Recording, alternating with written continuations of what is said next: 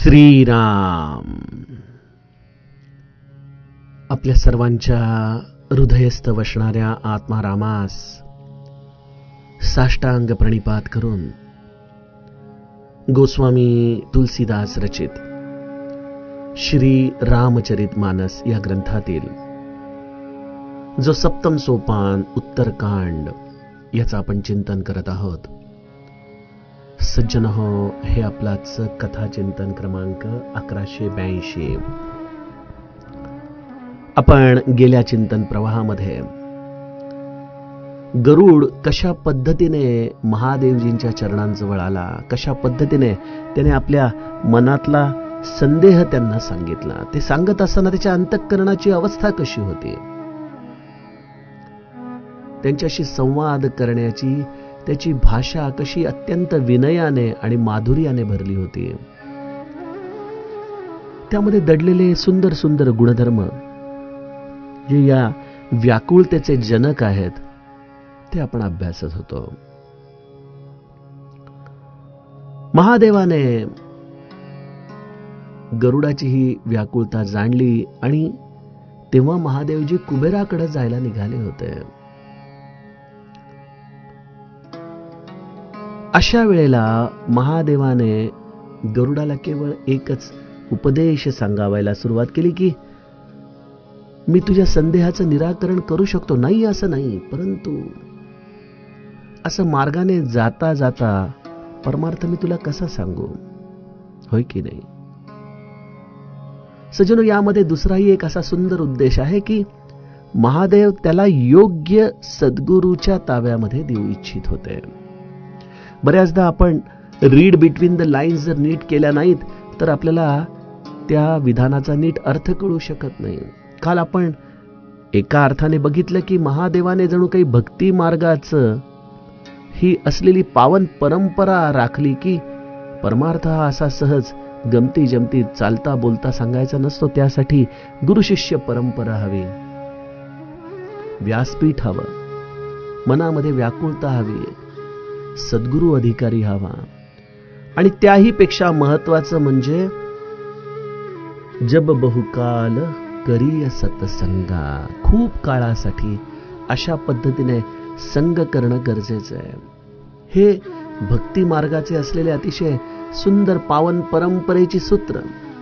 आणि दुसरा टप्पा असा आहे की जसं एखाद्या व्यक्तीचा उद्धार जर दुसरीकडे ठरलेला आहे तर त्यामध्ये आपण उगीचच अडथळा होण्यापेक्षा काहीतरी वेगळं कारण सांगून त्या व्यक्तीला अशा परमतत्वाच्या दिशेने पाठवावं जो त्याचं संपूर्ण समाधान करू शकेल. आणि म्हणून महादेवाने दुसऱ्या एका दृष्टिकोनातून विचार केला तर सांगितलं की अरे बाळा, असं चालता बोलता परमार्थ नाही सांगता येत बरं.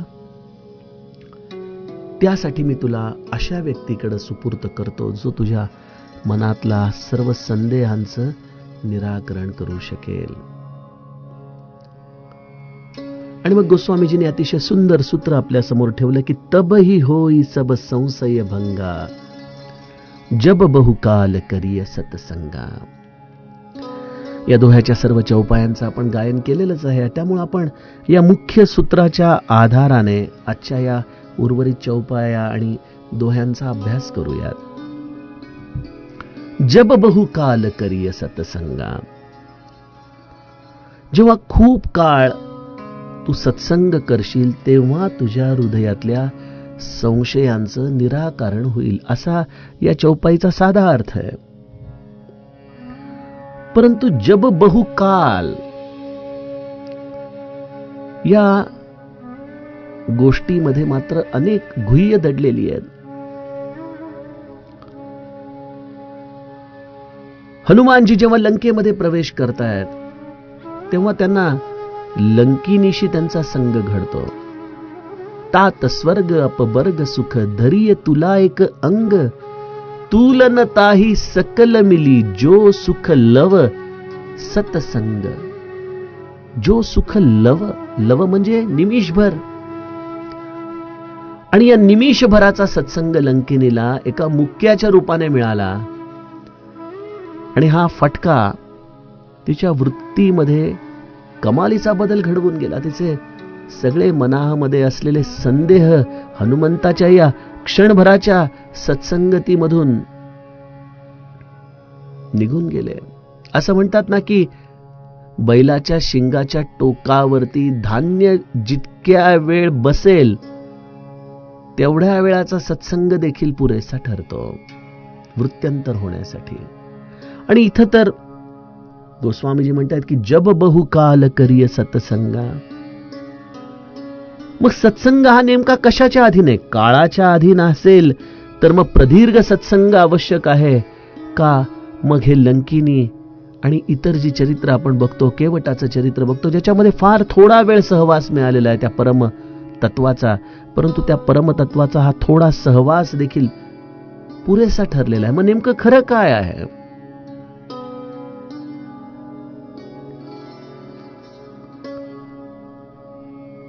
सज्जनो, सत्संग हा काळाच्या अधीन देखील आहे आणि काळाच्या अधीन तो निश्चित आहे असं म्हणता देखील येत नाही. म्हणजे काळ ही एक सापेक्ष संज्ञा आहे सत्संगासाठी. जसं श्री महाराज म्हणतात की एक नाम बिंबीच्या देठापासून यावं. अरे ते एक नाम बिंबीच्या देठापासून येण्यासाठी खूप नामस्मरण करतो, तेव्हा कुठं ती एक नाम असं बिंबीच्या देठापासून व्याकुळतेने येतं. म्हणजे याचा अर्थ आधी वरवर घेतलेलं नामस्मरण उपयोगाला आलं नाही का? आलं, निश्चित आलं. त्याचाच परिणाम झाला की एक बिंबीच्या देठापासून हे नाम भगवंताला ओढून घेऊन आलं. लंकिनीच्या जीवनामध्ये काय, किंवा केवटाच्या चरित्रामध्ये काय, किंवा जो तपपुंज असा साधू यमुनेच्या तीरी प्रभू रामचंद्रांना भेटला तो काय, या सगळ्यांची काकुळती तो क्षण केवळ चरित्रामध्ये टिपला गेलेला आहे. याचा अर्थ त्या माग दडलेला त्यांचा बहुकाळाचा जो संघ होता तो आपल्याला दिसून येत नाही.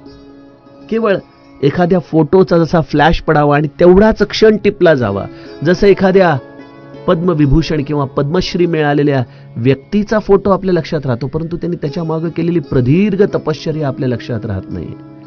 तसं रामायणामध्ये या व्यक्तित्वांचे केवळ भगवत दर्शनाचे आपल्याला फोटो दिसतात, परंतु त्यांच्या मागे देखील त्यांची प्रदीर्घ तपश्चर्या. जसं केवट हा पूर्वाश्रमीचा कासव होता, ज्याला भगवंताच्या चरणांची पूजा करायची होती, परंतु त्याची ही इच्छा तृप्त झाली नाही. तेव्हा भगवंताने सगुण रूपामध्ये येऊन या केवटाला, म्हणजे जो गतजन्मीचा कासव कच्छप आहे, त्याला हे सद्भाग्य प्राप्त करून दिलं असं पुराणांमध्ये सांगितलं जातं. असं प्रत्येक चरित्राच्या मागं आपल्याला काही ना काहीतरी कथानक मिळतं. जसं पूज्य ब्रह्मानंदांच्या बाबतीत देखील अनेक लोक त्यावेळेचे समकालीन म्हणायचे की आम्ही तर ब्रह्मानंदांच्या पेक्षा देखील किती काळ आधीपासून महाराज आपल्या बरोबर आहोत, परंतु जे स्थान ब्रह्मानंदांना मिळालं ते आम्हाला मिळालं नाही, असं का?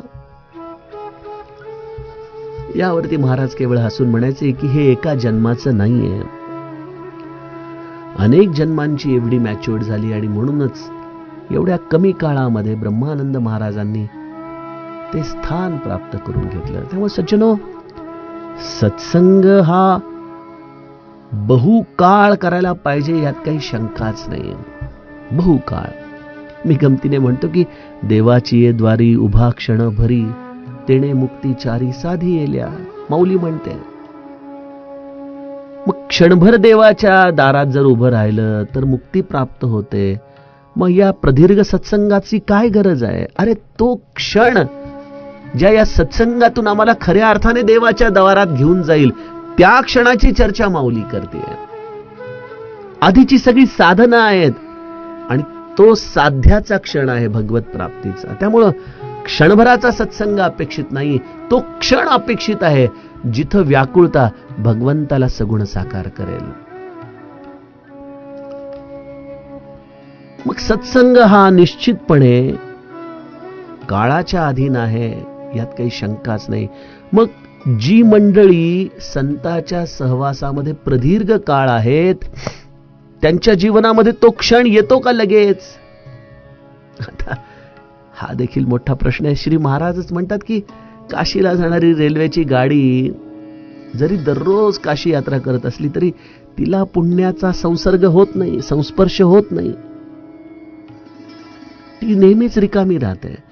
तसं सज्जनो, जर आपण केवळ एक कर्म म्हणून सत्संग करत असू, जर केवळ जाणीव शून्य सत्संग करत असू, जर आपली त्या संताच्या प्रति निष्ठा नसेल, आदर नसेल, आपण केवळ एखाद्या पाषाणासारखेच या सत्संगामध्ये राहत असू, तर कदाचित एवढा प्रदीर्घ संग मिळूनही वृत्त्यंतर त्या जन्मामध्ये होणं अवघड आहे. जसा एखादा पुजारी असतो देवस्थानाचा, जो पगारासाठी म्हणून तिथं काम करतोय, सर्व प्रकारचे विधी उपचार सगळं काही करतोय, परंतु कदाचित, मी असं म्हणत नाही की प्रत्येक पुजारी तसा असतो, परंतु कदाचित त्याच्या मनामध्ये भगवत प्रीती नसेल. आलंय आता हे करावंच लागेल अशा भावनेने जर तो कर्म करत असेल, तर तो खरंच त्या देवतेचा, त्या समाधीचा त्याला घडलेला संग आहे का? त्यामुळं बहुकाळ या शब्दामध्ये अनेक डायमेन्शन्स आहेत.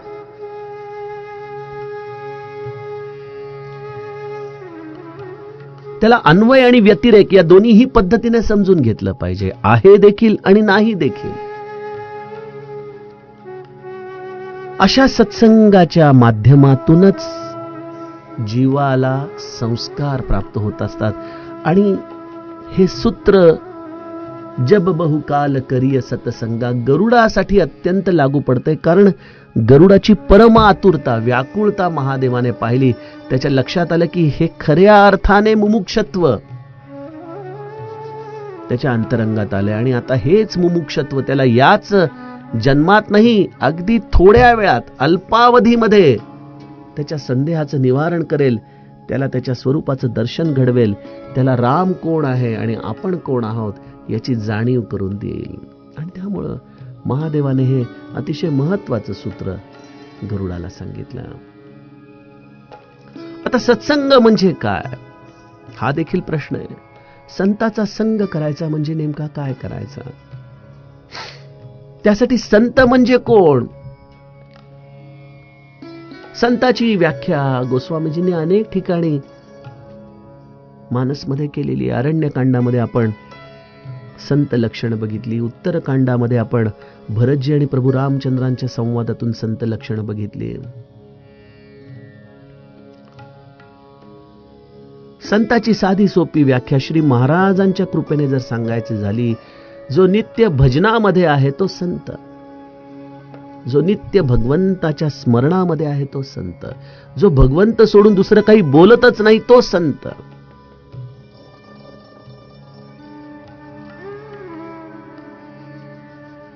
त्यामुळे संताच्या सहवासामध्ये एकच गोष्ट आपल्या कानावरती पडत राहते, जी ब्रह्मानंद महाराज आम्हाला सांगतात की संतांच्या संगतीत सदैव भगवत चर्चा, भगवत गुण संकीर्तन, राम नाम स्मरण आणि सदुपदेश चालत असल्यामुळं. बघा किती सुंदर सूत्र आहेत संताच्या अस्तित्वाची. आणि हे केवढं मोठं उत्तरदायित्व आहे.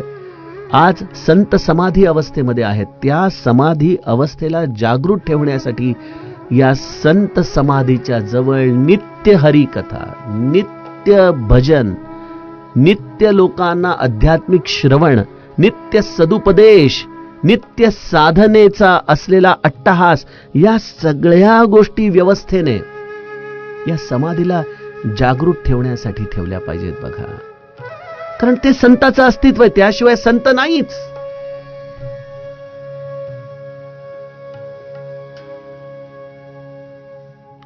सुनियतहा हरि कथा सुहाई, नाना भांती मुनी न जो गाई. अशा प्रदीर्घ काळ अधिकारी संताच्या जवळ तू राहा, जो संत अखंड हरिकथा गात असतो.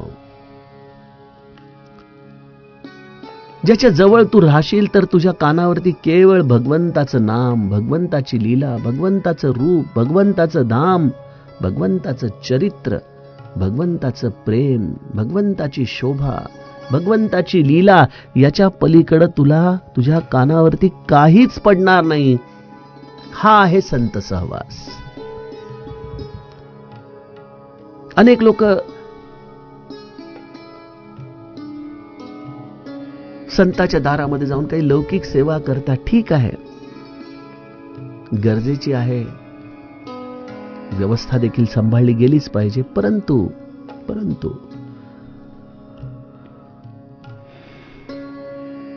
मोठं काळजीपूर्वक विधान करतो मी,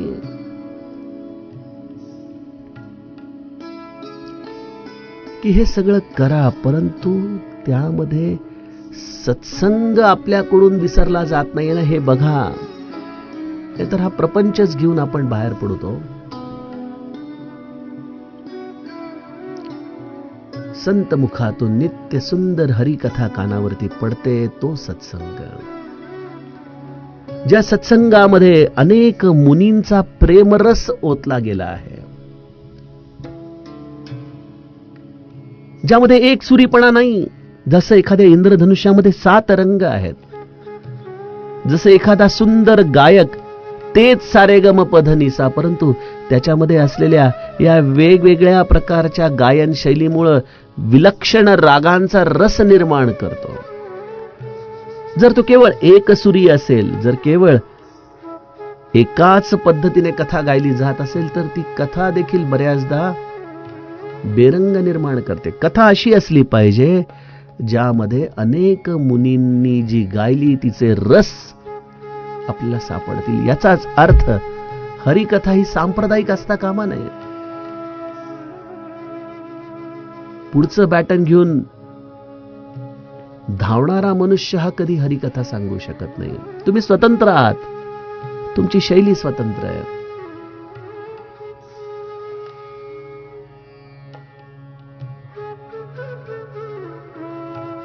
मला लोक विचारतात, अहो गोंदवल्यामध्ये ह्याच्या आधी एवढी छान विस्ताराने रामकथा कोणी सांगितली होती? तुम्ही कुठून शिकला, कुठून ऐकली?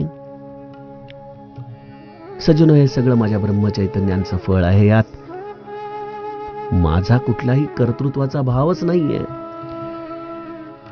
परंतु मी माझा जेव्हा अंतरंगाचा विचार करतो तेव्हा मला लक्षात येतं की कोणीतरी असं बोलतं, ते संस्कार घेऊन जर मी अभिनय करू लागलो तर मी परमार्थाचं मर्म कसं जाणू शकेन, कसं सांगू शकेन? मी स्वतंत्र आहे माझ्या विचारांशी, जे माझ्या मनाला भावतं. कारण इथं प्रभावित कोणाला करायचंय? किंबहुना सत्संग करून तुम्ही पुण्य कमवता असं तुम्हाला वाटतं का? संताच्या दारामध्ये पडून संताची उपासना करून काय मिळतं तुम्हाला? आपण संतावरती उपकार करतो का? दररोज त्याची आरती करून, उपासना करून, नामस्मरण करून.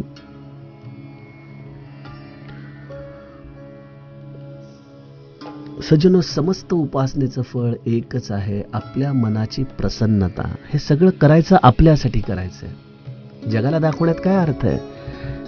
हे नामस्मरण, ही हरिकथा, हे भजन, ही सद्गुरूची सेवा एकाच गोष्टीसाठी की माझं मन प्रसन्न राहील, माझं मन आनंदी राहील. आणि मग त्या आनंदासाठी तुम्ही स्वतंत्र आहात. सद्गुरूंनी दिलेल्या मार्गावरती आपले वेगवेगळे रंग आपल्या वेगवेगळ्या पद्धतीने गात एक सुंदर चित्र आपल्या हृदयामध्ये काढण्यासाठी तुम्ही स्वतंत्र आहात. जुन्या रेकॉर्ड पुन्हा पुन्हा रटून कोणी मनुष्य रंग निर्माण करू शकत नाही. रंग हा सृजनशीलतेमधून येतो. रंग हा जेव्हा संप्रदायाच्या भिंती तुटतात तेव्हा येतो. रंग हा जेव्हा या पावन परंपरेमध्ये ज्या ज्या मुनींनी हा प्रेमरस ओतलेला आहे त्या प्रेमरसाचा गोपाळ काला केला की रंग येतो.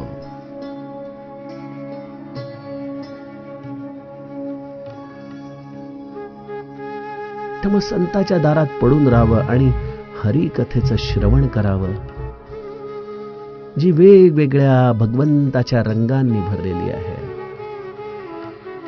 गोस्वामीजी म्हणताय, जेहि महू आदि मध्य अवसाना प्रभू प्रतिपाद्य राम भगवाना. जिच्या आदि मध्य अंतामध्ये भगवान प्रभू रामचंद्रांचेच प्रतिपाद्य प्रभू अशा रूपाने ज्याचं दर्शन होतं, ती कथा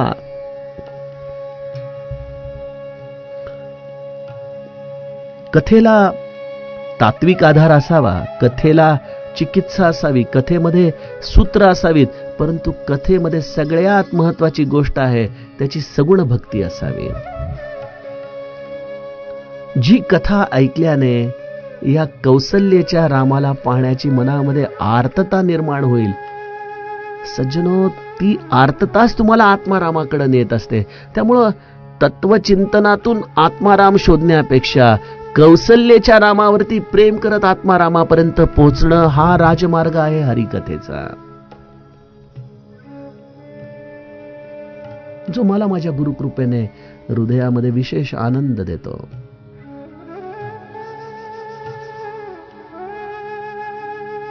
कथेमध्ये बाहेरचे आदर्श आणण्यापेक्षा आपलीच रामकथा, आपलं श्रीमद भागवत, आपलीच सद्गुरूंची असलेली चरित्रातली उदाहरणं ही आपल्याला खूप जवळची वाटतात आणि त्या कथेचा तो रस नित्य राम मध्यवर्ती भूमिकेमध्ये ठेवून आपल्याला या सगुण चरित्राच्या भोवती रुंजी घालायला लावतो.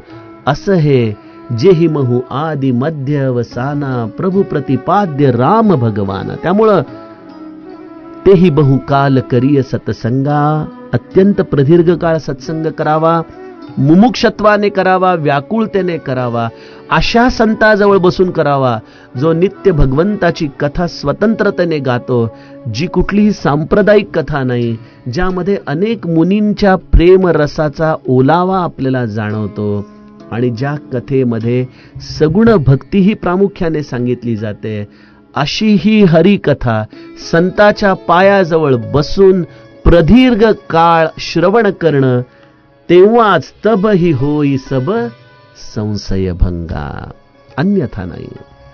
यापैकी कुठलीही गोष्ट जरी चुकली तरी संशय हे तसेच्या तसेच राहतात बघा आपले. आणि मग महादेवाने काय केलं की तू आता माझ्याकडे आलायस, मला नमस्कार केलायस, तू मला विचारतोयस, त्यामुळे तुझं कल्याण होईल असंच मला उत्तर देणं गरजेचं आहे. जरी एवढ्या कमी वेळामध्ये मी तुझ्या संदेहाचं निवारण करू शकणार नाही, याचं कारण मी तुला सांगितलं की तुला बराच काळ सत्संग केला पाहिजे, परंतु तू माझ्याजवळ आलेला आहेस. मोर दरस अमोघ जगमाही, माझं दर्शन अमोघ आहे. गरुडा, तू माझ्यापर्यंत आलायस देवर्षी ब्रह्मदेवाच्या आशीर्वादाने. तुला असा रिकाम्या हाताने तर परत पाठवणार नाही. तुला आता मी अंतिम गंतव्याच्या दिशेने देतो. बघा, महादेवाची साधना काय करते, तुम्हाला तुमच्या सद्गुरूची भेट घडवून देते, जी तुमच्या जीवनामध्ये तुम्हाला पूर्णत्व प्रदान करेल. ब्रह्मचैतन्य काय, गजानन महाराज काय, समर्थ काय, माऊली काय, अक्कलकोट निवासी काय, किंवा तुमचा जिथं जिथं म्हणून सद्भाव आहे असा कुठलंही अधिकारी सद्गुरूचे चरण काय, ही सगळे चालते बोलते महादेव आहेत बघा.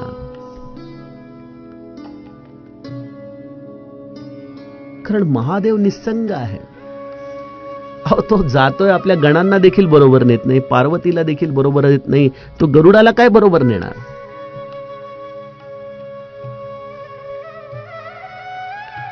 जे महादेवाचं वाहक आहे नंदी, तो देखील या निलगिरी पर्वतावरती गेलेला नाही, एकटा महादेव गेलाय, कारण महादेव निसंग आहे.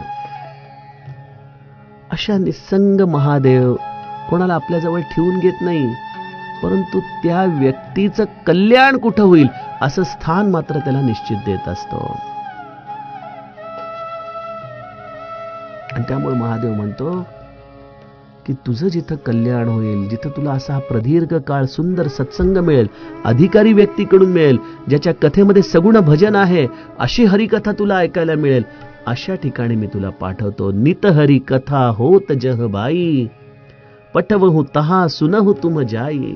मी तुला तिथं पाठवतो, तू तिथं जा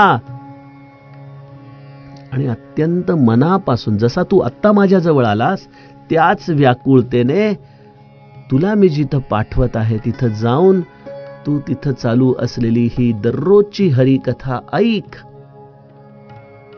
ती ऐकताच तुझे सर्व संदेह समाप्त होऊन जातील. बघा किती सुंदर पावन परंपरा आहे ना. नित हरी कथा होत जह भाई, दररोज जित हरी कथा होते. सद्भाग्य वाटतं कधी कधी, आयुष्याचं कल्याण झाल्यासारखं वाटतं की या हाडामासाच्या देहाकडून भगवंताने आता 1200 दिवस होत आले दररोज हरी कथा गायला प्रवृत्त केलं.